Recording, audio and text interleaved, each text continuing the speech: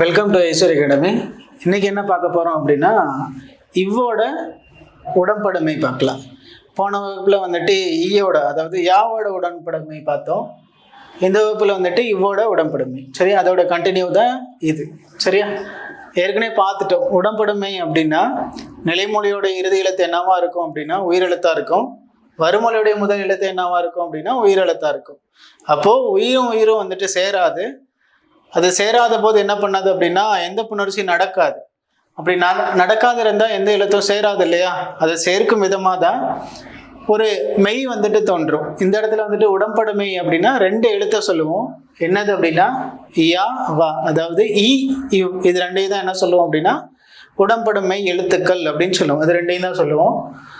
அப்போது இந்த இடத்துல வந்துட்டு அதாவது வா வரதுக்கான, அதாவது ரெண்டு முதல் எழுத்தும், அதாவது நிலைமொழியும் வருமொழியும் சேரும்போது வா, அதாவது இவ்வுங்கிற எழுத்து வந்துட்டு எப்படி தோன்றுறது, என்னென்ன கண்டிஷன் இருக்குன்னு பார்த்துட்டு எடுத்துக்காட்டு பார்க்கலாம்.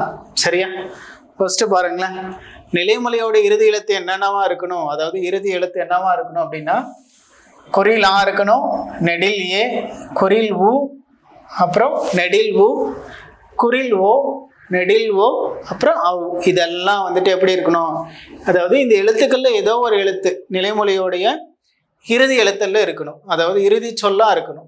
அப்படி இருந்து வருமொழியோடைய முதல் சொல் என்னவா இருக்கணும் அப்படின்னா உயிரெழுத்துக்கள் 12 இருக்குல்ல, அதெல்லாம் ஆவுல இருந்து அவ் வரைக்கும் எந்த சொல் வேணா இருக்கலாம், அதாவது எந்த எழுத்து வேணா இருக்கலாம். சரியா, அப்போ கண்டிஷன் என்ன, அதாவது வா வரதுக்கு, அதாவது இவ்வோட உடன்படுமைக்கு கண்டிஷன் என்ன அப்படின்னு கேட்டா எந்தெந்த எழுத்துக்கள் நிலைமொழியோட இறுதியில வரணும் அப்படின்னு கேட்டா குறில் ஊ, நெடில் ஊ, அதுக்கப்புறம் என்ன வரும் அப்படின்னு கேட்டா குறில் ஓ, நெடில் ஓ, அதுக்கப்புறம் லாஸ்டா என்னது அப்படின்னா அவ். இதெல்லாம் எங்க இருக்கணும், நிலைமொழியோடைய இறுதி எழுத்துக்களாக இருக்கணும். வருமொழியோட முதல் எழுத்து என்னவா இருக்கணும் அப்படின்னா ஆல இருந்து அவ் வரைக்கும் எந்த எழுத்து வேணா இருக்கலாம். இப்படி இருந்தால் என்ன பண்ணோம் அப்படின்னா வகரம் தோன்றும். சரியா, இதுக்கு முன்னாடி எகரத்துல என்ன பார்த்தோம் அப்படின்னா ஃபர்ஸ்ட் நிலைமொழியோட இறுதி எழுத்து என்னவா இருக்கணும், குறைலியா இருக்கணும், இல்லை நெடிலியா இருக்கணும், இல்லை அப்படின்னா ஐயா இருக்கணும். அப்போ அந்த வார்த்தைகளை தவிர மீதி இருக்க வார்த்தைகள்லாம் வந்துச்சு அப்படின்னா என்ன தோன்றும் அப்படின்னா வகரம் தோன்றும். சரியா, இவ்வோட உடன்படுமை தோன்றும். எடுத்துக்காட்டு பாருங்களேன். பல கூட்டல் அழகு, பல கூட்டல் அழகு அப்படின்னு இருக்கா. அப்போ நிலைமொழியோட இறுதி எழுத்து என்னவா இருக்கு, எல்லா.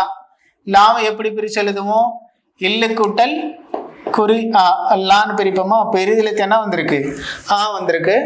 முதல் எழுத்து என்ன வந்திருக்கு, வருமொழியோட முதல் எழுத்தும் ஆ தான் வந்திருக்கு. அப்போ ரெண்டுமே உயிர் அப்படிங்கிறதுனால கண்டிஷன்ல வந்துட்டு ஆ வந்திருக்கிறதுனால இந்த என்ன பண்ணோம் அப்படின்னா பல கூட்டல் அழகு என்னவா எழுதுவோம் அப்படின்னா பல வழகு அப்படின்னு எழுதுவோம். சரியா, வகரம் தோன்றும். ஏன் வகரம் தோன்றுறது, நீ கண்டிஷன் பார்த்தோம்ல, நிலைமொழியோட இறுதி எழுத்து இந்த எழுத்துக்கள்லாம் வந்துருச்சுன்னா வகரம் தோன்றும். சரியா, அடுத்து மா கூட்டல் இலை அப்படின்னு இருக்கா. இப்போ மாங்கிறது எப்படி பிரிச்சு எழுதுவோம், நெடில் மா, இம்மு கூட்டல் ஆன்னு பிரிச்சு எழுதுவோம். அப்போ இறுதி எழுத்து என்ன வந்திருக்கு, ஆ வந்திருக்கு. வருமொழியோட முதல் எழுத்து என்ன வந்திருக்கு அப்படின்னா ஈ வந்திருக்கு. அப்போ ரெண்டும் உயிரா இருக்கு. நிலைமொழி இந்த இடத்துல நம்ம பார்க்கும்போது வருமொழி எப்பவுமே கான்ஸ்டன்ட் தான். வருமொழியோட முதல் எழுத்து என்னவா இருக்கும் அப்படின்னா நிலையானதா, எப்பவுமே உயிரெழுத்தாக தான் இருக்கும்.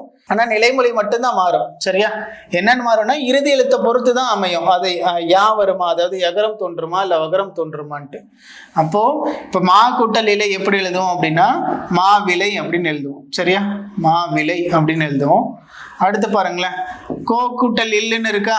கோங்கிறது எதுல வரும், கோங்கிறது வந்துட்டு எதுல வரும் அப்படின்னா ஓ வரிசையில வரும். இல்லுங்கிறதுல வந்துட்டு எதுல வருது அப்படின்னா முதல் எழுத்து குறில் ஈல வருது. அப்போ கோ கூட்டல் இல் எப்படி எழுதுவோம் அப்படின்னா கோவில் அப்படின்னு எழுதுவோம். கோயில் அப்படிங்கிறது தவறு, கோவில் அப்படிங்கிறதா சரி. சரியா, அடுத்து பாருங்களேன். திருக்கூட்டல் அடி அப்படின்னு இருக்கா. நிலைமொழியோட இறுதி எழுத்து என்னவா இருந்திருக்கு, ஊ வருது. அதாவது இரு கூட்டல் ஊ தான் ரூன்னு சொல்லுவோம். வருமொழியோட முதல் எழுத்து என்னவா இருக்கு அப்படின்னா அப்போ ரெண்டும் உயிர் இருக்கு. இந்த கண்டிஷன்ல இருக்க மாதிரி ஊங்கிற வார்த்தை வந்திருக்கு, ஊங்கிற எழுத்து வந்துட்டு நிலைமொழியோட இறுதியில் வந்திருக்கு. அப்போ இங்கே என்ன வரும் அப்படின்னா வகரம் தோன்றும். அப்போ திருக்கூட்டல் அடி எப்படி எழுதுவோம் அப்படின்னா திருவடி அப்படின்னு எழுதுவோம். சரியா, அடுத்து பாருங்களேன். நிலா கூட்டல் ஒளி அப்படின்னு இருக்கா. அப்போ நிலா கூட்டல் ஒளி இறுதி எழுத்து என்னவா இருக்கு, லாவா இருக்கு. அப்போ லாவை எப்படி பிரிச்சு எழுதுவோம், இல்லு கூட்டல் ஆன்னு எழுதுவோம். இப்போ முதல் எழுத்து என்னவா இருக்கு, வருமொழியோட முதல் எழுத்து ஓவா இருக்கு. அப்போ ரெண்டும் உயிரா இருக்குது. நிலைமொழியோட கண்டிஷன்ல இறுதியில் வந்துட்டு என்னவா இருக்கு அப்படின்னா ஆ வந்திருக்கு. அப்போ இங்கே என்ன வரும் அப்படின்னா வகரம் தோன்றும். நிலா கூட்டல் ஒளி எப்படி எழுதுவோம் அப்படின்னா நிலா ஒளி அப்படின்னு எழுதுவோம். அதாவது ஓ இங்கே வரும். இவ்வு கூட்டல் ஓ நிலா ஒளி அப்படின்னு வரும். சரியா? அடுத்து பாருங்களேன், பூ கூட்டல் எடு. இறுதி எழுத்து என்னவா வந்திருக்கு பூ. எப்படி பிரிப்போம்? எப்ப கூட்டல் ஊ அப்படின்னு பிரிப்போமா? அப்போ இறுதி எழுத்து ஊ வந்திருக்கு, முதல் எழுத்து ஏ வந்திருக்கு. அப்போ இது எப்படி எழுதுவோம் அப்படின்னா பூவெடு வே வரும். சரியா? பூவெடு அதாவது வகரம் வரும். இங்கேயும் வகரம் வந்திருக்கா? அதே போல மாவிலைக்கும் மகரம் தான் வந்திருக்கு. கோவில் திருவடி. சரியா? அதாவது எகரத்துக்கு எந்தெந்த வார்த்தைகள்லாம் வரலையோ அந்த வார்த்தைகள்லாம் வந்துச்சு, நிலைமொழியோட இறுதியில் வந்துட்டு வந்துச்சு அப்படின்னா அங்கே என்ன தோன்றும் அப்படின்னா வகரம் தோன்றும். சரியா? சரி, அடுத்த கிளாஸ்ல அடுத்த புணர்ச்சி விதியோட பார்க்கலாம். நன்றி.